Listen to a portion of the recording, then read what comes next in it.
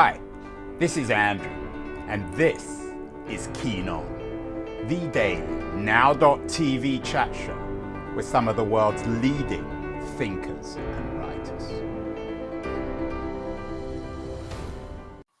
Hello, everyone. I think I may have the solution to America's problems. We've always been looking for issues that the left and the right agree on, and certainly the left is feeling stronger and stronger about housing in the United States. A few days ago, we had my old friend Dale Maharidge on the show, very distinguished journalist professor, man of the left. He has a new book out, American Doom Loop, and he writes, he had an interesting LA Times op-ed about the growth of homelessness and the problem of a liberal coastal elite that doesn't want any development, doesn't want any new building, and there simply aren't enough homes for Americans.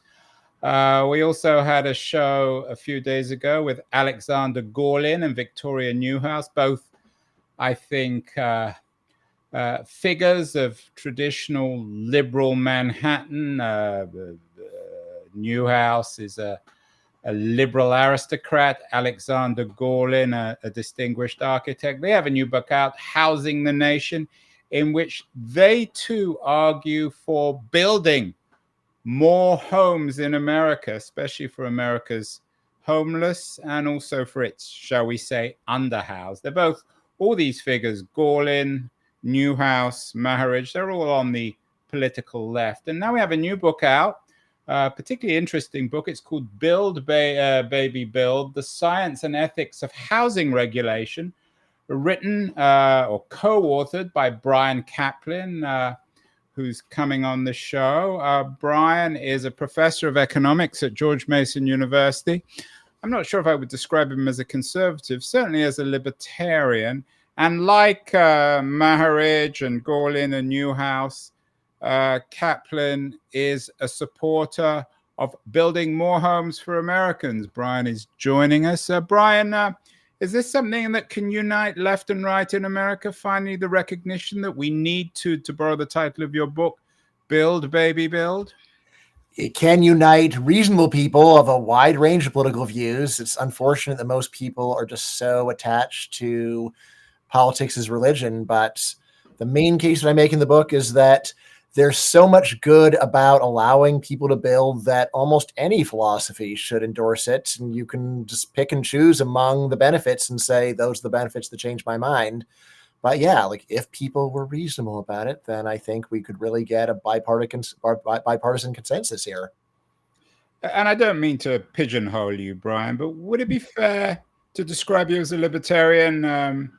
George Mason University is one of the intellectual hotbeds of, I don't know whether you want to call it conservative libertarianism. The book is brought out by the Cato Institute. How would you define your politics, or are they indefinable? Definitely the Libertarian Label is accurate. I've got no problem with it. But when I write a book, I'm not trying to preach to the choir. I'm trying to talk to anybody that wants to listen. I'm not here to say we start from the same premises as me and we end up with the same conclusion. That's easy. What I really want to say is let's start with really mild premises, something that almost anyone should be able to agree with. Like if you build more houses, the price will go down. If you build a lot more houses, the price will go down a lot. That's the kind of thing that I want to work with. That's why we got you on the show, Bryan. There seems to be a consensus that there's an enormous problem in America with housing and homelessness. We've done many shows. One show we did last year was Kevin Adler, When We Walk By, Forgotten Humanity, Broken Systems, and the role we can each play in ending homelessness in America. He's more interested in homelessness in a humanitarian or humanistic sense rather than in terms of policy. How deep a problem, Bryan, in your view, is this question of homelessness? We were talking before we went live. You were a grad student at Berkeley. I was. In the East Bay. Actually, an undergraduate at Berkeley. An undergraduate at Berkeley. So you're all too familiar with homelessness in the Bay Area. It's similar in Los Angeles and in New York. How deep a problem, in your view, is it in America? it's really important to distinguish between different kinds of homelessness. Usually when you see statistics, they're just counting you as homeless if you don't have any permanent residence. So if you're sleeping on your brother's couch, you get counted as homeless in regular statistics. Or if you're just couch surfing, that would count as well. What I'd say is that for this broadly defined kind of homelessness, where anyone who doesn't have a permanent address counts as homeless, then housing regulation is crucial, because that kind of homelessness does heavily depend upon the price of housing. If it gets cheap enough, then you'll get off your brother's couch and get your own place. The best work on this, there's a book called Homelessness is a Housing Problem, and it does go through lots of different predictors. What are the best predictors of homelessness? And their answer is simply that the rental price, the absolute rental price of a place, is the best predictor. It's basically just really hard to be so desperate and so destitute that you can't make rent in rural Mississippi, whereas making rent in urban or in the downtown San Francisco is really hard. For what people probably think of more as homelessness, which is people sleeping on the streets, that's where I'm less optimistic. It doesn't mean that reducing the price wouldn't help somewhat, but if you really are at the point where you're spending every penny that you've got on opioids, then yeah, just making homelessness or making housing cheaper isn't going to help you much. But the main thing is we can just make a really big dent in this problem by making housing cheaper. And that is one of the main points of the book for a long list of problems. That's why I call housing deregulation the panacea policy. And it is. And you've even got an image of yes, Panacea, the Greek goddess, a universal remedy. Yeah, right. who you're a big fan of. I want to get to the book in a minute, and certainly your very innovative way of presenting a graphic narrative. It's really intriguing. But let's remind everyone, Bryan, of the subtitle of the book, because I think that reveals not just your politics, but the message. The science and ethics of housing regulation is the core of the problem in your view. And this certainly is the problem in Berkeley, because I lived there for many years. Is the problem Nimbyism? I'd say that's a good name for the general category, but it's pretty vague as to what Nimbyism actually is. Most people think of it as people just voting to keep their home prices as high as possible. I don't think that's really actually... I'm sorry to interrupt. Let's just remind everyone, NIMBY means, of course, not in my backyard. That's right. Yeah, so I think when people hear that, they often do think of the selfish, cruel homeowner who is happy to go and immiserate the rest of the world just as long as they can keep their home prices high. That's a common view of it, but I just say the data doesn't really fit it. Why not? Well, for one thing, we've gone surveys when it turns out that tenants generally are also very NIMBY. The people that are renting who do not own, they don't have any home price to defend. In fact, when prices go up, they're the ones that suffer. They still are generally very opposed to allowing market rate housing to be built. It's like, well, why? Well, if you're a tenant, why wouldn't you want as much housing as possible? I say a lot of it's just economic illiteracy, just denial of this basic truism that if you produce a lot more housing, the price will go down. People just have a lot of trouble accepting this. It's like some kind of ideological thing. If there's a lot of housing, the price will go down. Often there's some sarcasm of, well, just because there's a lot of housing, why will that make people be nice and cut prices? And that's not the idea. It's not that having an abundance of housing makes people be nicer. The idea is that if there's abundance of housing, if you don't cut the price, you won't be able to sell it. So let's get to the problem, Bryan. So you've said you're less optimistic on dealing with homelessness because of the drug related, maybe the mental health issues. With dealing with it broadly defined. Yeah, so let's leave that one. But so is the problem with the crisis that you're addressing, is it that there aren't enough homes, or that the homes are too expensive, or they're too small? What's the problem? Yeah, well, those two things are almost the same thing. To say that there aren't enough homes, or to say that they're too expensive. If we had a lot more homes, then they would be a lot less expensive. But the main reason why this is actually an insight is you say, well, the problem with steel is there should be more steel. It's the main reason why there's something really interesting to say here is that we've actually got very hard data saying that the cost of producing these homes is just not that much if you've got the pieces of paper from the government that allow you to do it. So really, a lot of the reason why you're seeing high prices is just that it's so hard to get all the documents, so hard to get all the permits, all the approvals. There's just so many ways that you can be delayed or prevented from building something. And I say this is a case of artificial scarcity. Sometimes the scarcity is built into nature. There's only so many front row seats to the basketball game. To say, well, isn't it a shame that everybody can't sit in the front row? Well, if everyone is in the front row, it wouldn't be the front row anymore. On the other hand, for housing, it really is the case that there's just an enormous amount of extra production that's totally physically doable, totally technologically doable. It's not politically doable. Since you said you're in San Francisco, in the book, we actually do a helicopter tour of San Francisco, and you can see the city is barely has any skyscrapers. We have the technology to go and massively increase the amount of housing in San Francisco. I mean, really, probably to the point of having 10 times as many units. But the problem is getting permission to build a skyscraper in San Francisco is like pulling teeth, or really by comparison. Yeah, I mean, if you can fix local politics in San Francisco, Bryan, then you can fix everything. So simply, let me just, and I apologize if I'm being a bit slow here. You mentioned earlier that the price of building a place in rural Mississippi and Manhattan is relatively similar. It's just a question of supply and demand.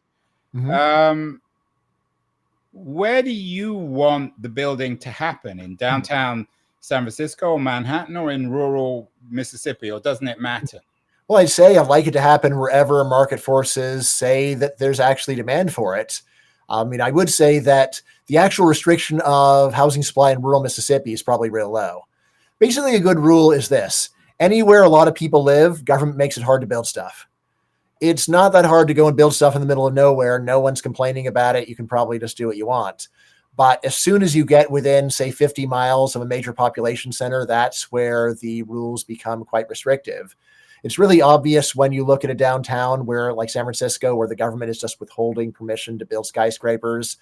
But that is one of the important regulations. Another big one is just stopping multifamily dwelling. So, like over 80% of residential land in the US is just reserved for single family homes. If you want to put up an apartment building, normally it's just illegal, or it's really hard to get permission. So let's take the San Francisco example.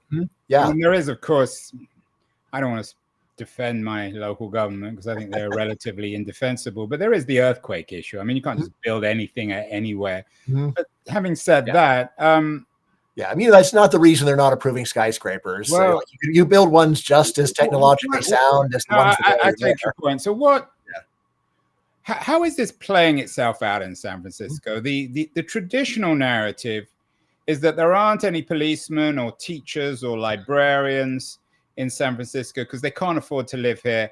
So they're living out in the suburbs and having to drive their cars, and you get further and further suburbs in the East Bay, worse and worse pollution and traffic. Is that the core problem here?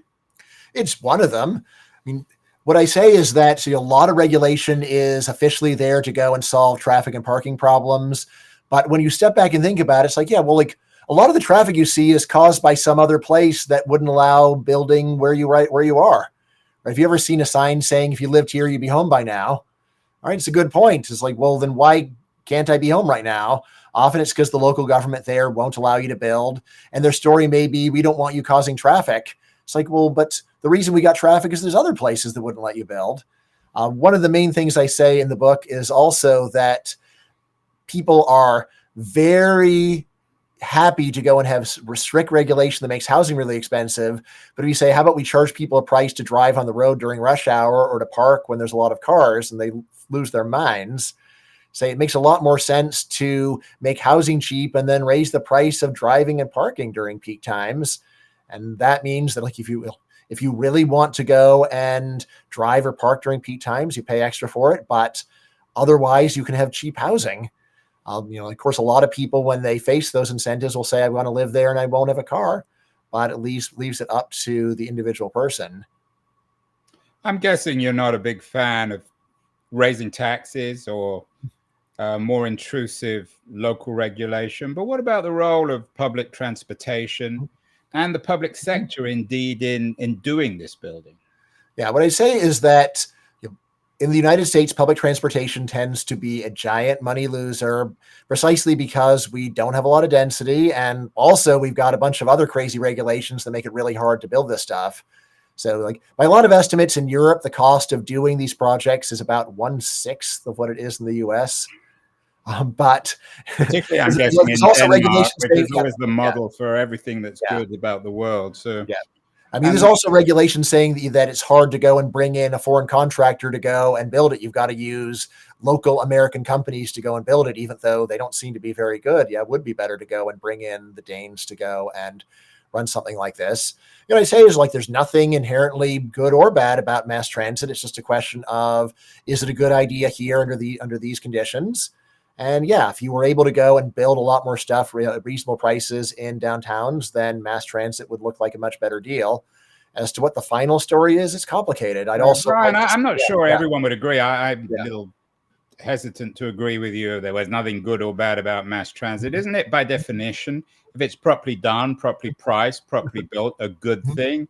It addresses the environmental cost of driving, and it also results, I've seen this in New York in some ways, in more social integration of people of different classes and racial, cultural identities actually physically standing or sitting next to one another. What I say is it all depends on, if you make all those assumptions, it's got to be the right prices, the right this, well constructed, then sure. But the issue is we're in the real world. We're not in the world where we can settle our assumptions correctly. So that would be the main issue. So do you have a model of a place do you have a city, a state that's at least beginning to do this right? I was wondering, how would Houston or Dallas, for example, or Miami compare with San Francisco or New York? Right. So all of those are better, definitely. Your phrasing was interesting, like places that are starting to do it right. I would say actually, especially Texas has been doing it right for a long time and may even be moving slowly in a more San Francisco direction. So it's worth, there's a difference between moving in the right direction and just was good before. There are a bunch of states that you probably know. So California, Oregon, Minnesota, where they are deregulating a bit, although they're deregulating from a super regulated level. So it's not going to be a model by any means. But yeah, so like Houston is a classic example. It's not as regulation free as its fans would have you believe, but it is. The regulation is light enough that its population just massively multiplied in the last couple of decades. Whereas, of course, you haven't seen anything like that in San Francisco. I just like to think about it. We've got the technology. What we don't have is permission. It's not something where we need to really figure anything out. Like Empire State Building was built in about a year, almost 100 years ago, right? We know how they did it. It's not hard to do. It's just hard to go and get all the permits that allow it. And as to what's the problem? Most of the problem is that we just take complaints way too seriously. Some of the complaints are true. It's like, build a skyscraper, block some light. But in the past, it's like, whatever. So the project is way better than these problems. So we're just going to forge ahead. Right. And what about the argument that the market works this stuff out? So, okay, San Francisco regulators are short-sighted enough not to allow anything. Rents go up. Everyone leaves and goes to Houston because that's where rents or homes are cheaper, or Miami. That's what happened. And in the end, San Francisco will have to wake up to its own reality and start building again. I mean, you're a free market guy. You're at the Cato Institute. Right. Here's the important thing. Markets can go and make a bad situation less bad. That's what they do. However, it doesn't mean that it was fine to go and mess things up in the first place. It's a lot better if you can just go and build where you want to build rather than say, I guess I could go and move 1,000 miles away to another state. Eventually things get bad enough, people leave. But that's not much of a defense of the status quo to say that it could be even worse. Yeah, we can imagine a world where no one could leave San Francisco, and then what would people be doing? You'd be living 10 to an apartment. So people, I think they already are in San Francisco. All right, 20, 25. 20, 25, 100. We're speaking with Bryan Caplan, the co-author of Build, Baby, Build, an incredibly innovative and entertaining, beautifully done new book, a work of graphic nonfiction, The Science and Ethics of Housing Regulation. And take a short break, and I want to come back and talk specifically about the book and those graphics, because Bryan is not an artist. He had a partner. I want to talk to him about the attraction of doing this kind of book. I want to remind everyone that great guests like Bryan Caplan are brought to us through our friends at Liberties, an excellent new quarterly journal of culture and politics. Going to run a short feature on Liberties, and then we'll be back with Bryan Caplan to talk more about Build Baby Build. Don't go away, anyone. We're still going to be here in a couple of seconds.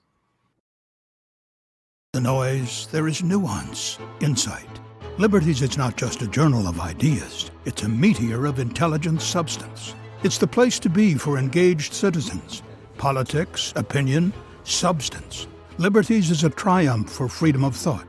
A quarterly of urgency, of cultural exploration, of intellectual delight, of immaculate prose. It's invaluable. Subscribe now or find Liberties at your favorite bookseller. And you can subscribe to Liberties at libertiesjournal.com. We're speaking with Bryan Caplan, an economics professor at George Mason University and the co-author of Build Baby Build. If you'd have just listened to the first half of our conversation, you'd assume that this might be just another rather dry libertarian argument against local regulation and in favor of building. But this book is more than just that. But Bryan, explain what you're trying to do, putting out this graphics book, which is really interesting and intriguing, very different from the traditional kind of policy book. Here's the problem. There's so much great research in the world that nobody reads because it's boring. What I spend a lot of time thinking about is, how can I get people to actually care about what we know? How can I show people that a particular study, which seems irrelevant in itself, is actually part of a bigger puzzle? And one of the things I've done, this is my second book of this kind, is to try to combine words and pictures to basically create a readable documentary. It's a readable documentary with an unlimited budget and with a time machine too, because you can show any image you want. It doesn't cost any more to draw a castle or a hovel. You can show any time period you want. In this book, there are a few pages where I have a time machine and I go back to before the Empire State Building was built. So, this is really appeal. Why I got started on this, about 15 years ago, I started reading books of this kind. There's a series called The Cartoon History of the Universe by Larry Gonick. And when I was reading it, I was just so impressed because it's just so much more entertaining than a regular history book. You can get a lot more information per minute by combining words and pictures. Pictures worth 1,000 words. But also I realized this book is accurate.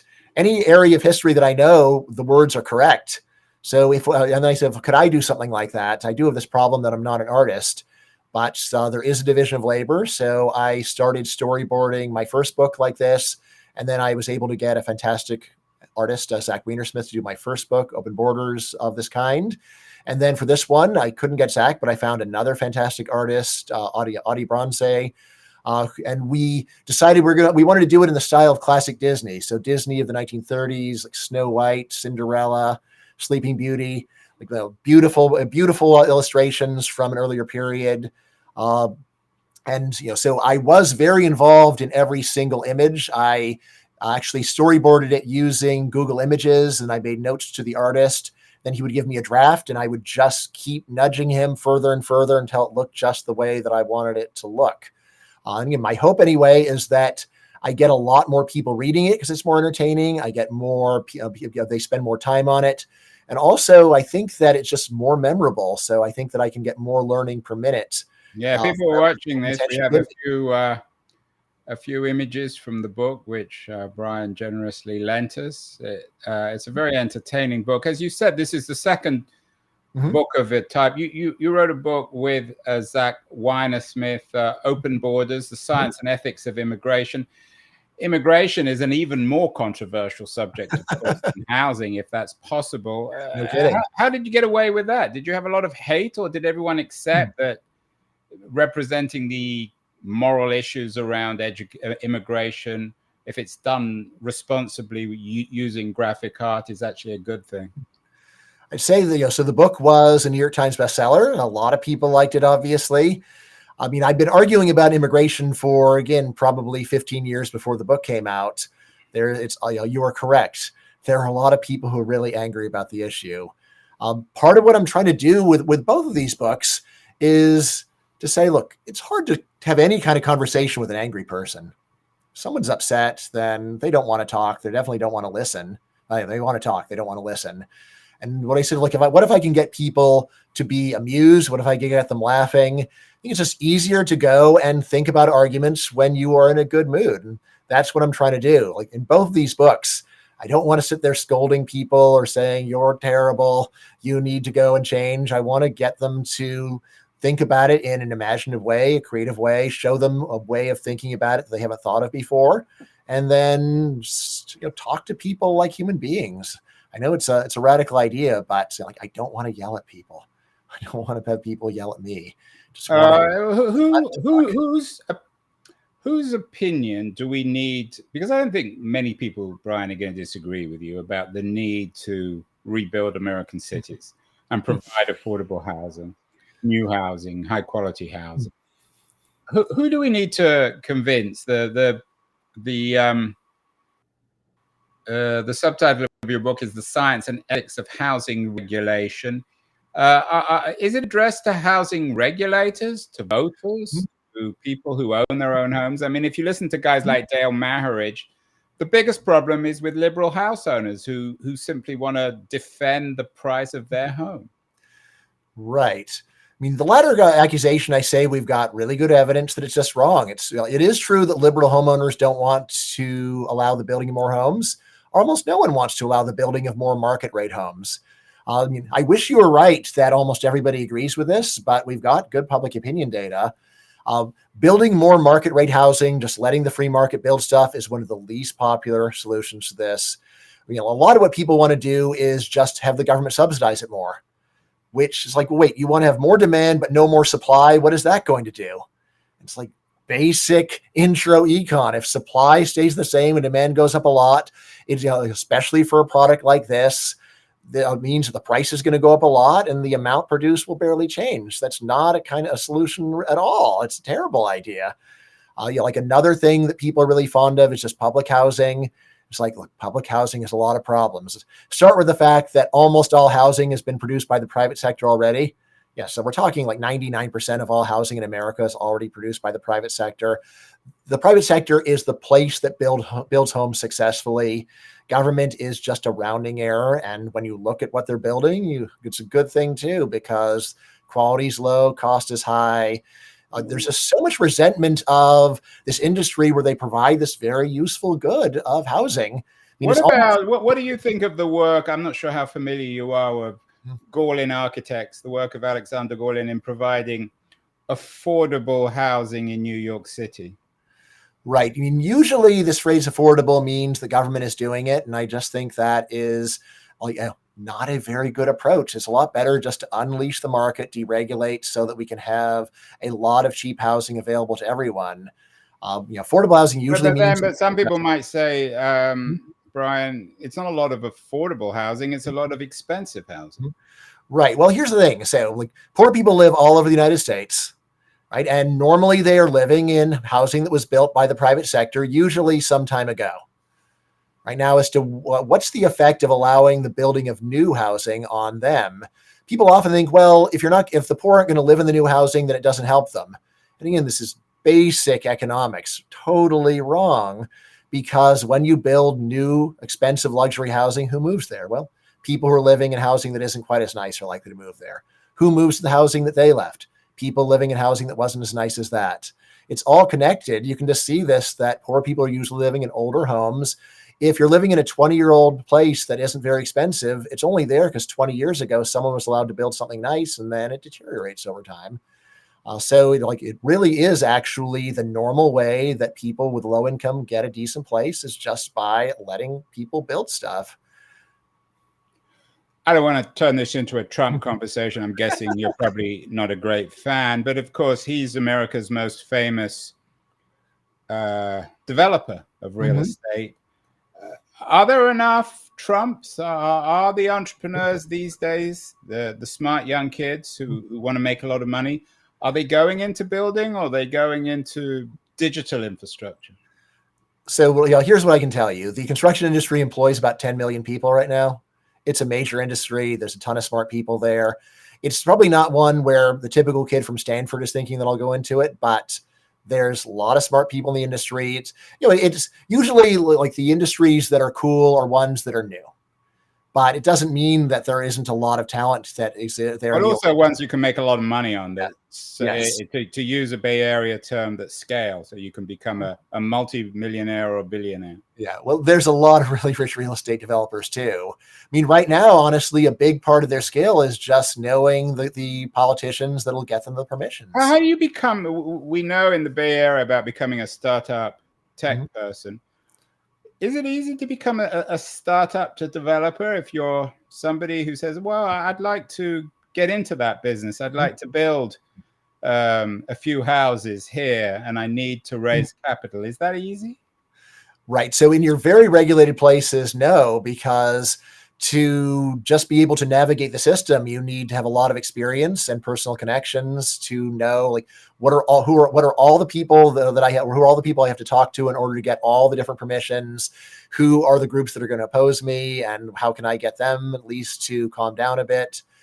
So yeah, I think that is a problem. It is worth pointing out that it's never actually easy to start your own business. You can say it's easy to do a startup. It's easy to say, I'm a startup now. To actually be successful, there are thousands of failed startups to a very successful one. Yeah, you don't need your usual route is, you start off working in the industry and learning the ropes and how it's done and making some connections. And then once you actually know a way of doing it well or better, then that's where you branch out. That's what I am a serially failed digital entrepreneur, which is why I'm wasting my time with this podcast, Bryan. What about corruption? I'm guessing, and again, this is a softball for you, that the more housing regulation you have, the more corruption there is, the more politicians on the take, the more backdoor deals, which doesn't really benefit anyone except perhaps local bureaucrats, politicians, and the developer. Yeah, it seems very likely there's a lot. It's the kind of thing that doesn't get studied by researchers that much, because you could really only go and study the discovered corruption, which then is like, well, you end up in the bottom of the East River if you study too much. Right. I'd say that, again, the main issue is not so much the corruption as just the puritanical nature of the regulators who won't make exceptions for anything for any reason. A lot of the reason why any building is happening is that there is at least political wheeling and dealing. Probably most of it isn't even illegal. It's just, it's kind of cheesy, but it's like, well, that's the way the game is played. The best evidence I know of on this, there's a cool book called Neighborhood Defenders, where the authors got transcripts from most of the land use meetings in Massachusetts, and they just went through the transcripts. Like, what are people even saying at land use meetings? What's striking about the book is most of the complaints are real petty. They're almost never talking about, I don't want my property values coming down, or I don't want people, it's going to go and cost me. It's more of like, I have a really nice view. I don't want it tampered with for any price. There's a bird nest. There are things where it's like you've got some really tiny complaint and billions of dollars on the line, and yet the system listens to the two people with petty complaints and treats them like they're really important. That's, I think, really the fundamental problem is just lack of thinking in terms of numbers and saying, all right, yeah, you've got 10 complaints, but they're like $1 million complaints. This is $1 billion skyscraper, so let's just go full speed ahead and let's not take the complaints that seriously. It's really hard for democracy to say, tough luck, we're not going to worry about your stupid complaints. But not a softball, Bryan, and then we got to end. We need a lot more of this. Assuming you're not a big fan of rent control either. It seems to have had a particularly problematic impact on real estate development and indeed the buying and selling of homes in the Bay Area and indeed in Manhattan. What's your take on rent control? Yeah. I mean, compared to going and saying you can't build a skyscraper because a bird's nest will be moved, rent control is reasonable. But yeah, there's a basic economic critique to rent control, which is it goes and makes it cheaper for people while not only not making any extra supply, but by discouraging supply. It's like, well, I could go and rent out some places here, but why bother? Why not just go and sit on them? Well, so yeah, that's the classic complaint about rent control. I was in Berkeley during the era of very strict rent control. Like, it's very basic economics. It's not ideological. You can go and talk to very democratic economists, and they'll tell you the same thing I'm going to tell you, which is when you've got rent control that actually pushes prices down, it means people want a lot more, they want to buy a lot more, but they want to sell a lot less, which means that there is a queue, a line. It's hard to actually get what you want. And then some lucky people who happen to have been living there get a bonanza, and everybody else sits around hoping to get lucky. Come on, come on, come on. Hopefully I'll be the first person who shows up here. And even that is optimistic, because a standard response of landlords to rent control is just to start cutting quality, not do maintenance, not worry about it, be indifferent to complaints. Then the usual rent control response is to go and have a giant list of all the things you have to do. But if the courts get full enough, then the fact that in principle you're breaking the law doesn't matter all that much. Yeah, and of course you have all these stories of wealthy people in the Bay Area and in Manhattan having rent control. Right. But yeah, but can you even blame the landlord? It's like if you have invested your life savings in a building and then like you are told you have to go and sell it for half the market price and you're losing money on it. It's like, that point, do you really want to keep going and making sure that the air conditioning works? It's one where I would blame the people who passed the laws and say, look, the people that are responding in this way, like, what they're doing is the way that a normal person would respond given this crummy situation. Finally, Bryan, and we've got to end now, an interesting conversation. Do you think you're really arguing for a return to pre-New Deal America, back to 19th century, I wouldn't say morality, 19th century spirit of just getting things done and not endlessly worrying about local regulation? Is it a return to what America once stood for? Well, here's what I'll say. I don't like to try to convince people about any bigger issue than what I'm talking about. Like this, what I'm saying about housing is controversial enough. I don't need to sell anybody on a big philosophy. When I do ethics, what I do is, look, here's a bunch of different ethical points of view, and they all end up at the same conclusion. So personally, I would say, we had a much better system for housing before 1920, where it was possible to build almost anything. If you just look at all the buildings that were built in the main cities that just couldn't be built today, but also just to see how people in the past were able to produce housing much more cheaply by going and making very sensible compromises, like you don't need an acre of land. Now it's very common in my area to say you have to have a full acre of land in order to put a house. In the past, you would go and squeeze 5 houses onto that area, which meant that there would be 4 extra families that could have a house there. It's just a much more pragmatic and reasonable approach.